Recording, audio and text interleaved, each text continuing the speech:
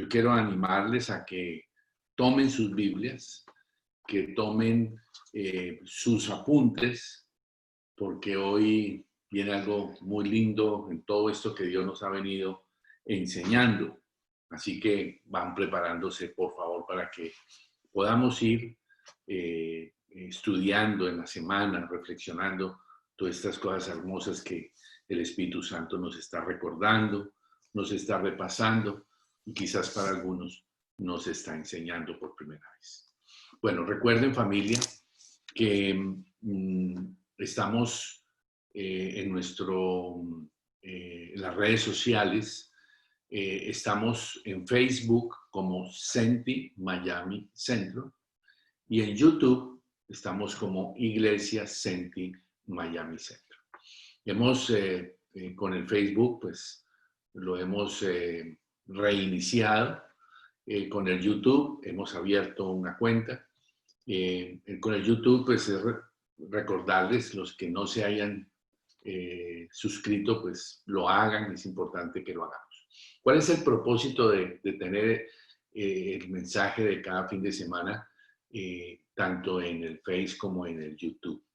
El objetivo es que sea una herramienta con la que podamos evangelizar, podamos compartir. Ustedes puedan, además de eso, de compartir con otras personas el mensaje, invitar y decir, mira, escucha esto. También sirve para que ustedes en la semana puedan de pronto con el video ir volviendo a escuchar, parando, apuntando y aprovechando con ese recurso para que podamos ser cimentados en la palabra de Dios. No me interesa, con Analu no nos interesa promocionar al Senti como tal, a la iglesia como tal. Ese no es el objetivo. Por supuesto que si la gente lo conoce, pues bendito sea Dios, está bien, pero ese no es el objetivo. No me interesa promocionar obviamente a Manuel Pinzón, no, para nada. Lo que nos interesa es que la palabra de Dios corra. Así que familia, ayúdenos, comparta. Si usted tiene Face y no está ligado al Facebook de Senti Miami Centro, hágalo para que todos sus contactos puedan tener la oportunidad de pronto escuchar. Mándelo personalizado a sus amigos, a sus conocidos, a las personas que el Espíritu Santo le dirige. Y lo mismo con el YouTube. Si usted se suscribe, automáticamente cada sábado que subimos el mensaje, pues usted va a recibir la notificación para eso. Así que bueno, familia, estamos entonces listos para comenzar este tiempo muy especial. Bienvenidos. Esto es el Centro Internacional de Teoterapia Integral, la Iglesia Senti Miami Centro. Hoy vamos a compartir de manera especial este tema que hemos venido trabajando durante este mes de abril y mes de mayo. Estamos terminando nuestro último sábado, estamos teniendo nuestro último fin de semana y bueno, el año sigue avanzando, ya estamos entrando a nuestro sexto mes y creo que todo esto que has pasado en este primer semestre del año 2020, pues ha sido y es de mucha bendición. Detrás de todas estas situaciones difíciles, pues tenemos el propósito de Dios. Bueno, en primer lugar, entonces, planteémonos para hacer esta introducción a lo que venimos trabajando. Hay varios tipos de personas en la iglesia.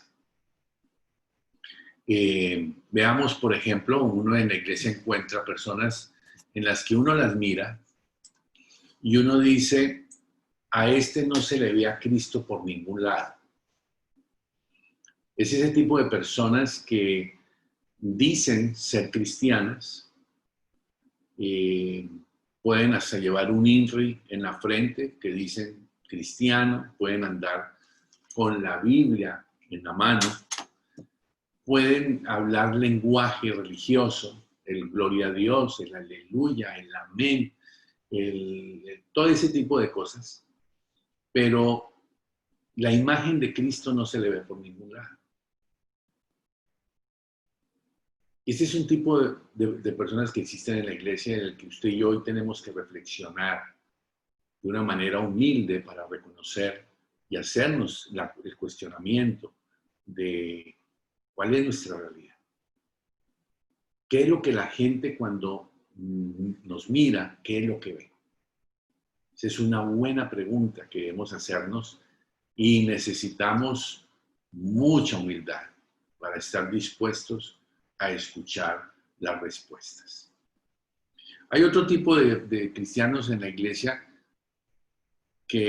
o de personas en la iglesia en el que uno dice, a este solo le falta Cristo. Es ese tipo de personas que son buenos, son personas con buenas intenciones, son personas que tienen un estilo de vida, digamos, catalogado entre comillas como bueno. Son gente que tienen una manera de ser muy bonitas. Pero igual no se le ve a Cristo. La diferencia con el anterior es que a este no se le ve Cristo porque se le ve todo menos de Cristo. Se supone que es cristiano, pero es malgeniado, es grosero, pelea, mantiene con rencor, mantiene con esto. Ese es un tipo de gente que aparece, que está dentro de nosotros, dentro de la iglesia. Este es el otro tipo de personas que son buenas, entre comillas, hay que ponerlo porque la palabra de Dios dice que bueno no hay ni uno. Digamos que son ese tipo de personas que son bien comportadas, bien educaditas, pero tampoco se les ve a Jesús por ningún lado. Y en tercer lugar, pues en la iglesia también se encuentran personas en las que podemos decir, a este se le ve a Cristo.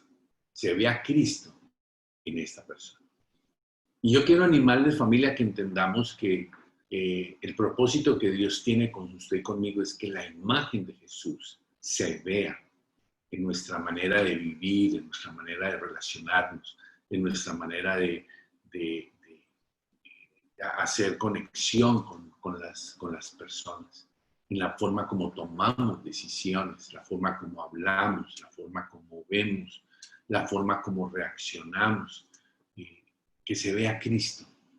Ese es un propósito fundamental para que entendamos que lo que el Señor quiere es que la imagen de Jesús se vea a través de su vida y la vida.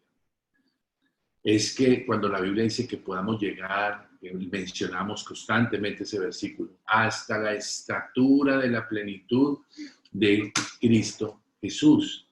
Y eso nos debe llevar a comprender ese desafío que tenemos.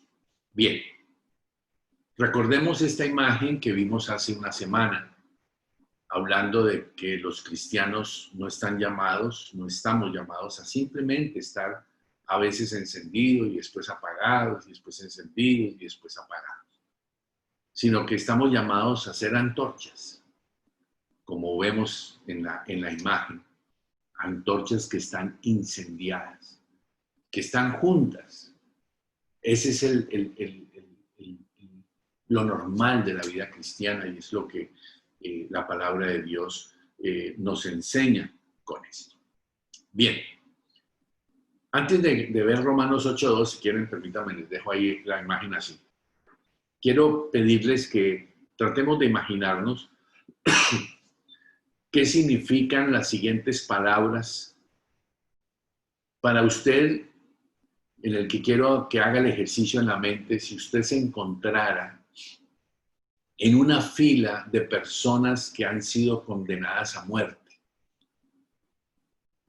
trate usted de imaginarse unas 100 personas, 50 personas que van caminando en fila, encadenados, todos cabizbajos.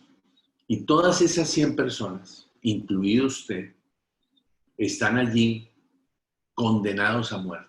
Ya ha habido una sentencia en donde a usted y a todas el grupo de personas, las 50 o las 100, se les ha dictado una condena de muerte.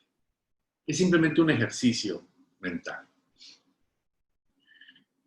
Yo le pregunto, ¿qué significaría si usted escuchara las siguientes palabras? Que alguien dijera: aquel es inocente, déjenlo en libertad. ¿Qué significaría esas palabras si usted y yo escucháramos en nuestro nombre que dijeran: ese hombre, Manuel, es inocente, déjenlo en libertad? Ese hombre, Jaime, déjenlo en libertad, es inocente. El nombre es suyo.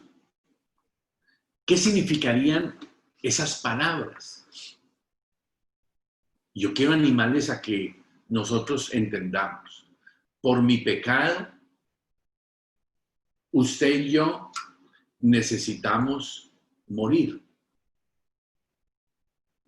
Por mi pecado, usted y yo necesitamos morir. Dios Padre inició un juicio contra Jesús. Recuerden eso. Dios Padre inició un juicio contra Jesús. Y Jesús se hizo pecado, o sea, se hizo responsable y aceptó morir a cambio mío. Recuerde el proceso. Yo, por mi pecado, debía morir. Entonces Dios Padre inició un juicio contra Jesús, su Hijo. Y Jesús aceptó y dijo: ok, yo asumo la responsabilidad del pecado de Manuel, del pecado suyo. Y entonces Dios Padre me declara inocente. ¿Por qué me declara inocente? Porque Él está derramando sobre Jesús toda la fuerza de su justicia, la ira de la justicia de Dios sobre el pecado mío. Lo derrama en Jesús. Y por eso entonces Jesús, al morir por mí y al pagar por mí, entonces yo soy declarado inocente. Yo soy declarado que se me da libertad, se me concede libertad y soy libre del poder del pecado. ¿Cuál es el poder del pecado? La Biblia dice que la paga del pecado es muerte. Y entonces soy liberado para entonces poder hacer la voluntad de Dios siendo capacitado por el Espíritu Santo. Eso es lo que estamos trabajando en este tiempo, que es importante que usted lo comprenda y lo vaya entendiendo. Bien. Si usted va a la Biblia, Romanos capítulo 8, versículo 1, recordemos, dice que no hay condenación para los que están en Cristo Jesús. Recuerden ese pedacito que es clave. Están en Cristo Jesús. Ahora entonces, vamos a movernos hacia Romanos 8:2, que ya lo trabajamos, pero lo estoy recordando porque ya hoy vamos a proyectarnos de algo bien interesante y bien bonito, solo recordando. En el versículo 2 dice: porque la ley del Espíritu de vida en Cristo Jesús me ha librado de la ley del pecado y la muerte. Aquí, ese Espíritu de vida se refiere al Espíritu Santo. Y dice que para el que está en Cristo Jesús, el Espíritu Santo, o sea, el Espíritu de vida, nos ha librado, me libró a mí, lo libró a usted del poder que tenía esa otra ley. ¿Cuál era la otra ley? La que está ahí en verde, la ley del pecado y de la muerte. Y yo quiero que usted entienda que esta liberación, ese me ha librado, que el apóstol Pablo dice en Romanos 8:2, es una liberación de por vida, es para siempre. Es imposible volver a estar bajo la ley del pecado y de la muerte. Acuérdense que dijimos que la ley era tener influencia, que gobierne sobre nuestras vidas. Ese me ha librado no dice me va a ir librando, no me dice me librará. Habla de un pasado ejecutado. Me ha librado del poder de esa ley. Es decir, que según Romanos 8:2, el Espíritu de vida, que es el Espíritu Santo, me capacita porque estoy en Cristo Jesús para vivir fuera del poder de la ley del pecado y de la muerte. Vamos ahora a Romanos 8:3. Dice, porque lo que era imposible para la ley, por cuanto era débil por la carne, Dios enviando a su Hijo, en semejanza de carne de pecado y a causa del pecado, condenó al pecado en la carne.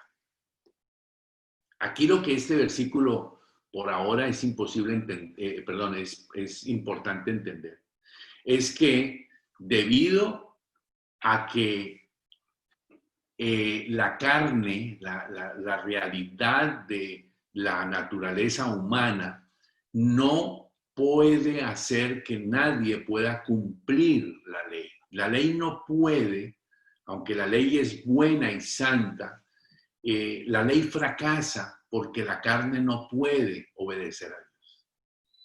Y esa realidad, esa incapacidad que el hombre tiene de ejecutar actos de justicia divina, hizo que Dios enviara a su Hijo, que tomando forma de pecado y de carne de pecado, y a causa de mi pecado, Jesucristo condenó al pecado en la carne. O sea, tomó victoria sobre la carne y el pecado.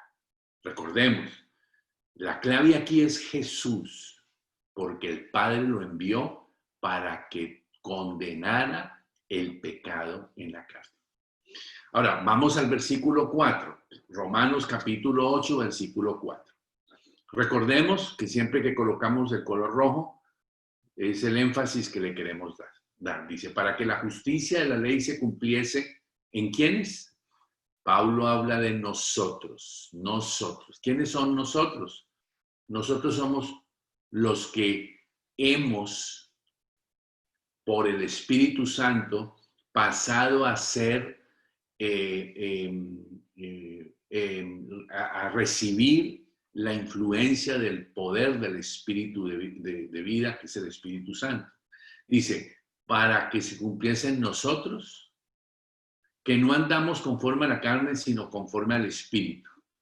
Lo que quiere decir aquí, Pablo, es que los que estamos en Cristo, en donde la ley del Espíritu de vida ya gobierna nuestra vida, o sea, nosotros estamos llamados es a vivir conforme al Espíritu. Ya no podemos, no hay capacidad para vivir en la carne. Espiritualmente estamos capacitados y dotados por el Espíritu Santo para vivir conforme al Espíritu.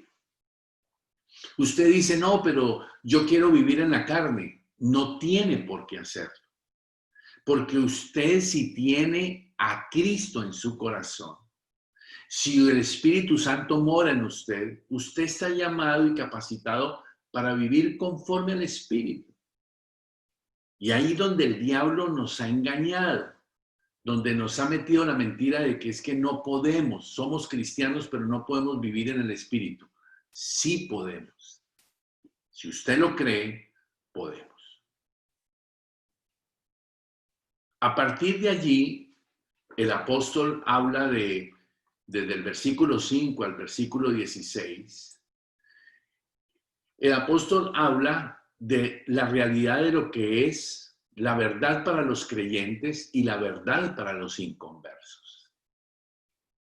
Y esto es bien importante que nosotros lo tengamos claro. No es que entonces yo como cristiano puedo vivir como un inconverso. Yo quiero que usted entienda que no puede, porque su naturaleza ha sido transformada. Usted ha sido regenerado por Jesucristo. Algunos de ustedes y yo nos agarramos, ay, que estoy en un proceso y que ese proceso, familia, la regeneración es un proceso terminado. Otra cosa es que usted y yo necesitamos es madurar y desarrollar eso que ya fue puesto y resuelto en Cristo Jesús. Hace una semana lo dijimos, Jesús dijo, consumado es. Consumado significa ya es suficiente. Todo lo que yo ya pagué en la cruz a favor de Manuel ha sido cancelado. Entonces vamos a ir aquí del versículo 5 al versículo 14. Vamos a mencionar el 5, el 6, el 7, el 8, el 9, el 13, el 14, el 15 y el 16. Haremos una paradita en el versículo 10, 11 y 12 especial que tendremos que mirar. Pero miren, familia, ¿qué es entonces el estilo de vida cristiano normal? Versículo 15. Usted, si tiene a Cristo en su corazón, está llamado a pensar en las cosas del Espíritu. Entonces, usted tiene la capacidad para empezar a pensar en las cosas del Espíritu, a reflexionar qué dice la Biblia respecto de lo que es vivir en el Espíritu. Comenzar a pensar. Dice, los inconversos no piensan en las cosas del Espíritu, sino están pensando es en la carne. Alguna vez, cuando estábamos allá presencialmente en el distrito, en la iglesia, yo se los decía, si yo les hablara a ustedes todos los sábados sobre adulterio, la pregunta es, ¿ustedes en qué van a estar pensando en toda la semana? Van a estar pensando en ese tema, el adulterio. Y si están pensando, y estamos todos pensando en adulterio durante la semana, pues seguramente vamos a empezar a tener problemas con eso. Entonces necesitamos entender que el versículo 5 dice, porque los que son de la carne piensan en las cosas de la carne, pero los que son del Espíritu, lea ahí la Biblia, versículo 5, dice, en las cosas del Espíritu. Versículo 6, el versículo 6 dice que los creyentes son los que se ocupan en las cosas del Espíritu. Son los que realmente toman esa decisión de ocuparse. Y yo quiero animarle a que usted entienda lo que es estar pensando en las cosas del Espíritu Santo, su palabra, estar ocupándose en las cosas del Espíritu Santo y no ocupándose en las cosas que están en contra de las cosas del Espíritu Santo. Versículo 7 dice, los que tienen amistad con Dios son los creyentes. Y dice también que los inconversos entonces son los que son enemigos de Dios. Usted no puede ser amigo de Dios y amigo del mundo. Santiago 4:4 es muy claro. Dice, todo aquel se constituye en enemigo de Dios. Entonces, si usted y yo somos creyentes, no podemos ser enemigos de Dios. Estamos llamados a desarrollar esa amistad con Dios. Versículo 8. Estamos llamados a agradar a Dios. Los otros están agradando al mundo. El versículo 9 dice, es el Espíritu Santo el que mora en ustedes, los creyentes, y establece que en los inconversos no mora el Espíritu Santo. ¿Me están siguiendo, familia? En el versículo 5, los que piensan en las cosas del Espíritu Santo, versículo 6, los que se ocupan en las cosas del Espíritu Santo, en el versículo 7, los que tienen amistad con Dios, versículo 8, los que agradan a Dios, anhelan agradar a Dios y no agradan al mundo, versículo 9, los que moran el Espíritu Santo. El versículo 13, peguemos un saltico, ahorita volvemos al 10, dice los creyentes viven en el Espíritu. Los inconversos no pueden vivir en el Espíritu. Versículo 14, son guiados por el Espíritu los creyentes. En los inconversos son guiados por su alma, son guiados por su mente, son guiados por sus emociones, son guiados por su voluntad. No pueden, no entienden cómo ser guiados por el Espíritu Santo porque son inconversos, porque no mora el Espíritu Santo en ellos, porque a ellos no les interesa agradar a Dios, porque ellos son enemigos de Dios, porque se ocupan en la carne, porque piensan en la carne. Y usted como hijo de Dios y yo como hijo de Dios, estamos llamados a pensar en las cosas del Espíritu, a ocuparnos, a tener amistad con Dios, desarrollar esa amistad, agradar a Dios, porque el Espíritu Santo mora en usted y en mí, porque usted y yo aprendemos a vivir en el Espíritu, porque somos guiados por el Espíritu Santo, versículo 14. Versículo 15 dice que nosotros tenemos el espíritu de adopción. Y aquí es donde vale la pena que usted y yo nos hagamos una pregunta crítica. Y esa pregunta crítica tiene que ver con, ¿soy verdaderamente un hijo de Dios? Porque el versículo 16 habla algo que es contundente. Dice, el Espíritu mismo da testimonio a nuestro espíritu. Lea bien el versículo y usted se dará cuenta que el primer espíritu es con minúscula. Dice, perdón, el primer espíritu es con mayúscula. Dice, por el Espíritu, o sea, el Espíritu Santo, él mismo, ¿qué hace? Da testimonio ¿a quién? A mi espíritu con minúscula. ¿Y qué testimonio me da? Dice que somos hijos de Dios. Y aquí es el testigo. Para que usted lo entienda bien, es como cuando usted va de un notario. Y entonces, ¿qué es lo que el notario hace? El notario es que da testimonio, es testigo y dice, yo doy testimonio que Manuel Pinzón lo identifiqué con un documento de identidad y doy testimonio que él firmó en este documento. Cuando yo firmo el documento, yo tengo que responder por lo que dice el documento. El notario no responde por eso. El notario lo que responde es que él dice, soy testigo de que este hombre se llama Manuel Pinzón y que él me firmó aquí y que corresponde a quien está firmando. Es el testigo. El Espíritu Santo es el testigo ¿de qué? ¿De qué da testimonio? El Espíritu Santo da testimonio, dice el versículo 16, de que yo soy hijo de Dios.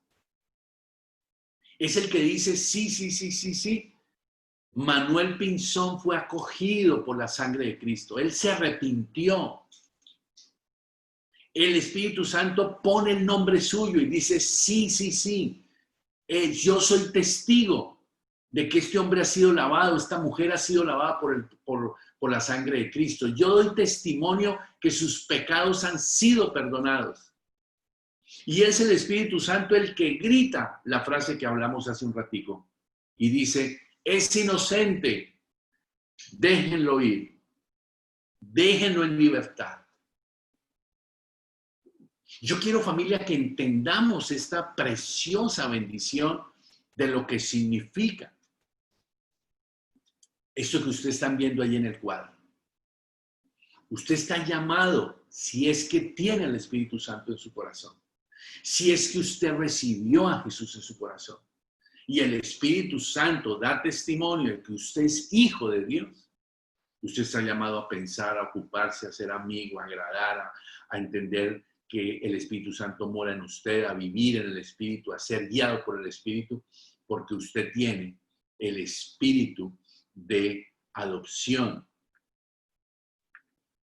¿Qué significa el espíritu de adopción?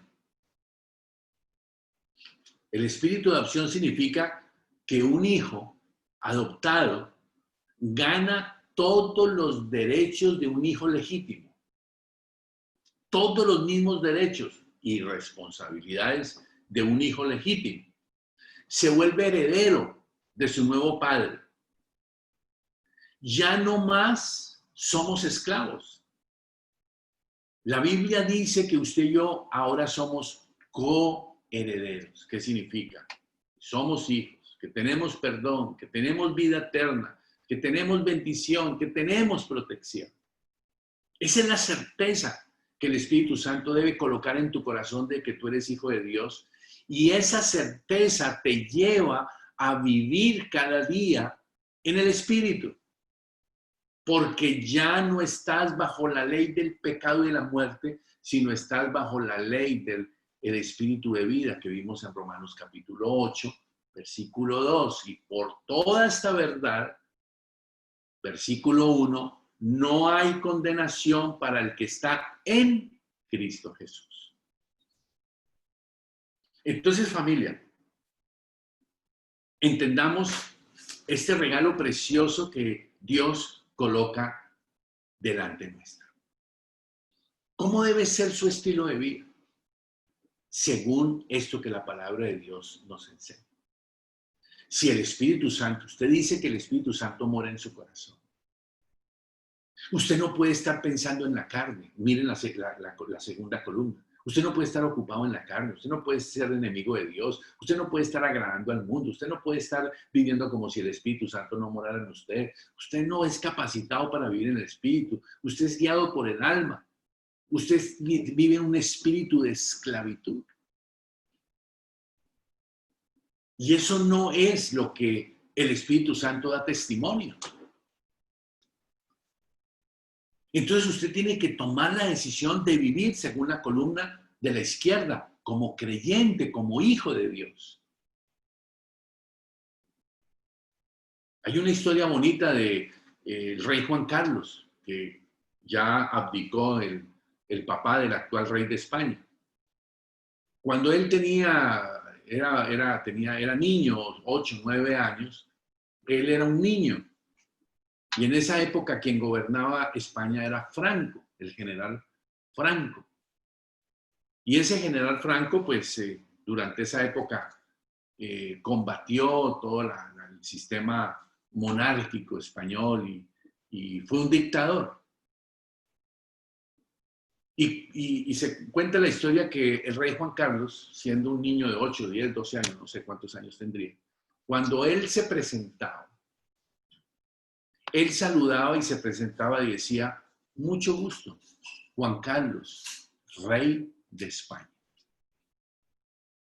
Yo quiero que ustedes entiendan la dimensión de esa verdad. Él en ese momento no era el rey de España, pero él ya entendía a lo que había sido llamado.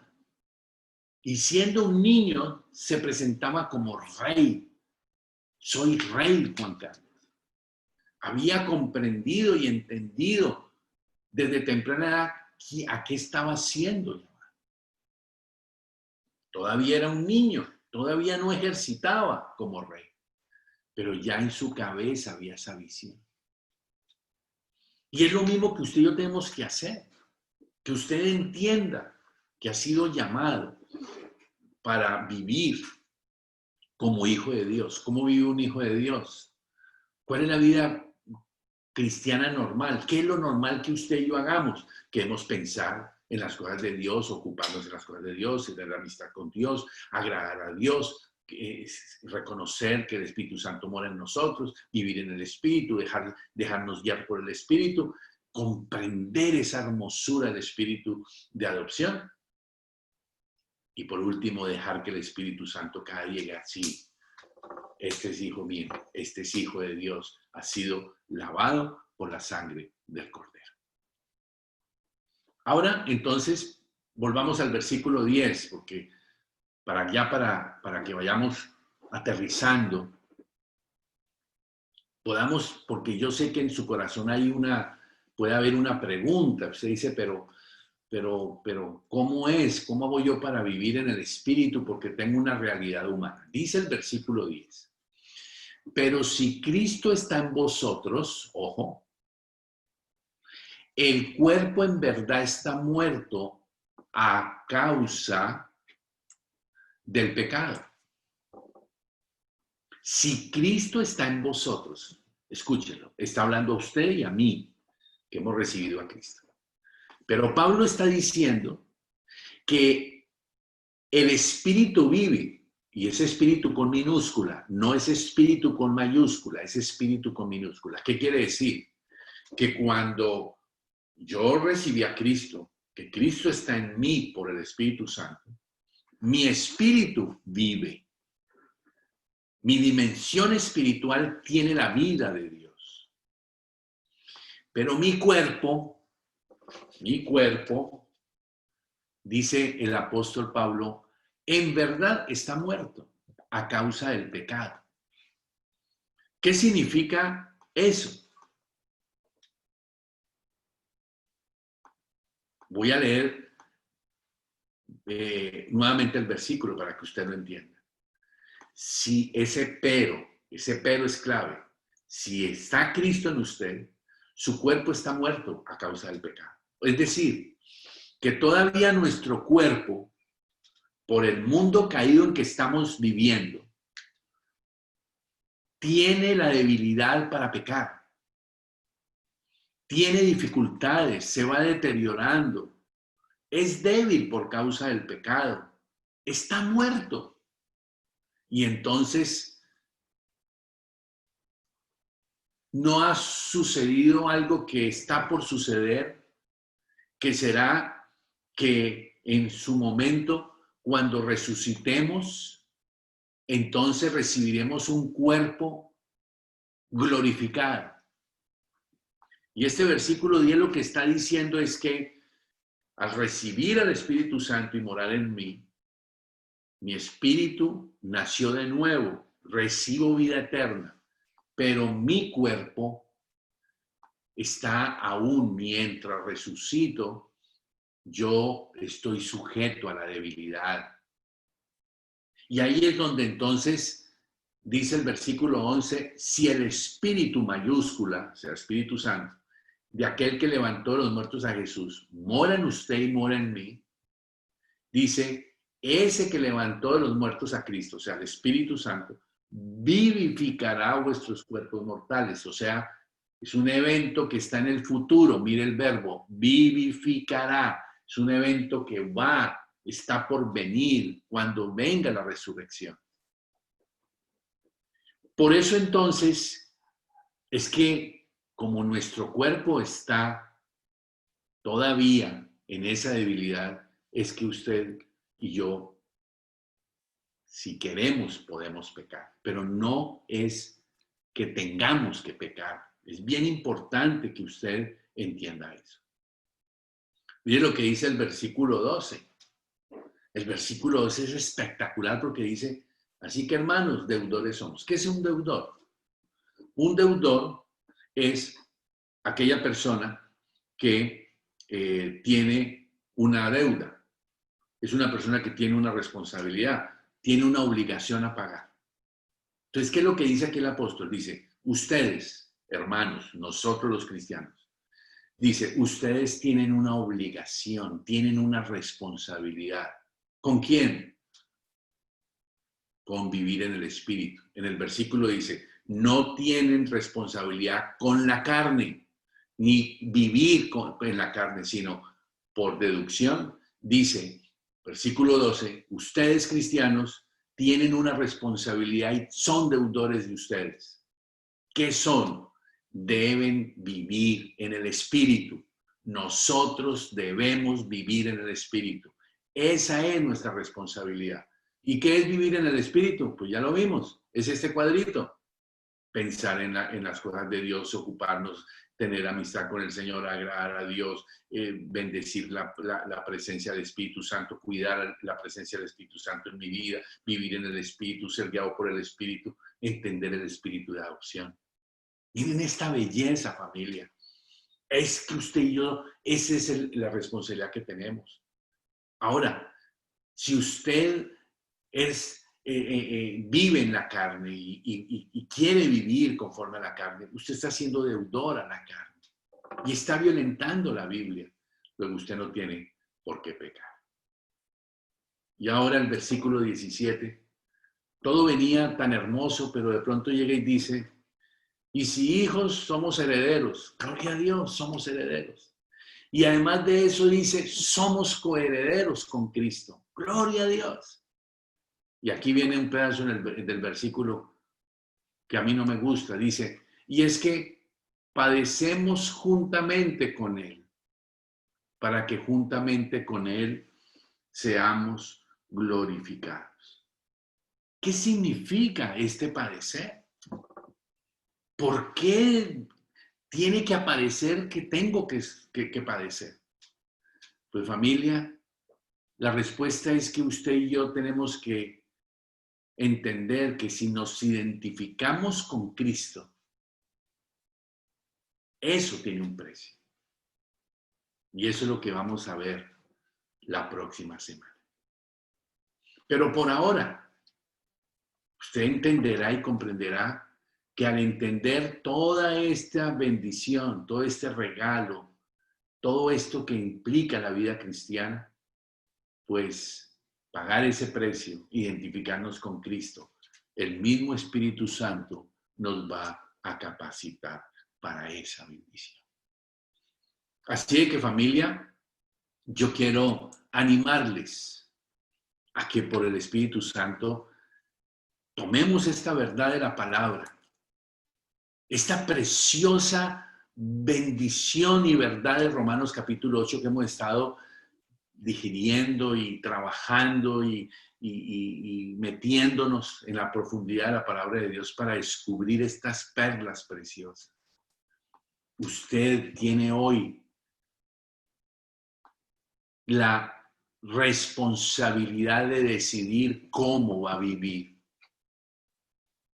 Entienda, si usted es hijo de Dios, verdaderamente es hijo de Dios, y el Espíritu Santo mora en usted, no tiene por qué pecar. Puede pecar, no tiene por qué pecar, no tenemos por qué pecar. Si es que el Espíritu de Dios mora en nosotros. Porque si hacemos lo que vimos en el cuadrito, si estamos buscando las cosas de Dios, pensando en las cosas del Espíritu, agradando a Dios,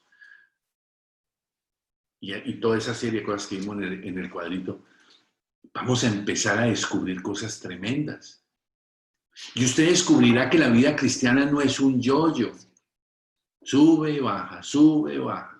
Un día usted alaba a Dios y usted conquista el mundo. A la otra semana usted está deprimido, se quiere morir, se quiere divorciar, no quiere saber nada de Dios. Esa no es la vida cristiana normal. La vida cristiana normal es de gloria en gloria, de gloria en gloria. Voy subiendo, como una escalera. Tengo dificultades, pero doy el paso. Y viene otra dificultad y doy el paso. Y la escalera no son 2 escalones. La escalera son como 20 escalones para llegar al segundo piso. Es escalón tras escalón, es dificultad tras dificultad, pero doy paso tras paso. Soy capacitado por el Espíritu Santo, estoy tomando victoria, sea lo que he sido llamado.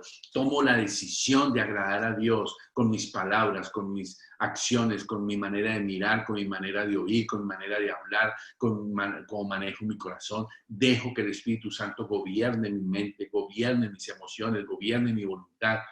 Dejo que el Espíritu Santo sea el que gobierna mi vida. Estoy entregándole el control constantemente a Jesús. Y si de pronto comienzo a cantar destemplado y empiezo a hacer algo destemplado, el mismo Espíritu Santo me dice, Manolito, acabas de hablar destemplado. Manolito, estás criticando, estás hablando destemplado. Afine. Entonces comienzo a afinarme y a arrepentirme, decir, Señor, perdón por lo que dije, y lo vuelvo a intentar, lo vuelvo a decir. Y para eso, cada mañana, es una hermosura poder levantarnos a buscar al Señor y su gracia.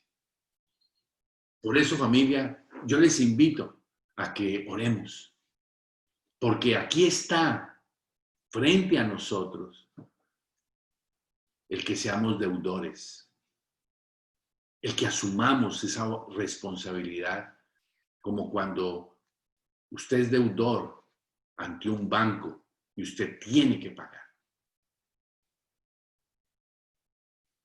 Ese mismo concepto es el que Pablo usa para decir, si ustedes son hijos de Dios, son deudores, aunque él usa el somos deudores. ¿Deudores a qué? A vivir en el Espíritu. Esa es nuestra responsabilidad. Y vale la pena que usted y yo lo probemos, lo intentemos y definamos en nuestro corazón. Se vienen días cada día más difíciles. Y se requiere por el Espíritu Santo que haya cristianos que estén decididos a vivir en el Espíritu. Yo le quiero pedir que oremos en este instante para que usted tome esa decisión seria. No sigamos jugando con el Evangelio. No sigamos jugando a mostrarnos como cristianos, a ponernos un INRI, a usar cosas externas. Andar con la Biblia debajo del brazo, aleluya. No sigamos jugando con nuestra familia. No sigamos jugando con las cosas de Dios. Decidamos de una vez por todas vivir en el Espíritu. Eso fue lo que el Señor le dijo a Abraham. Anda delante de mí, sé íntegro, sé perfecto, vive en el Espíritu. Camina delante de mí. Hazlo para mí, agrádame a mí, mírame a mí. Y vale la pena vivir así. No se deje desanimar por la última parte del versículo 17, con el sufrimiento por identificarse con Cristo. El mismo Espíritu Santo nos capacitará para que podamos pagar un precio por ser cristianos. Vamos a orar. Les invito a que dejemos que el Espíritu Santo, que mora en usted, y si usted no ha invitado a Cristo en su corazón, si el Espíritu Santo no puede dar testimonio de que usted es hijo de Dios, de que usted es heredero de Dios, que usted es coheredero de Dios, yo le animo a que hoy lo haga. Entregue su vida a Jesús por su Santo Espíritu. Oremos.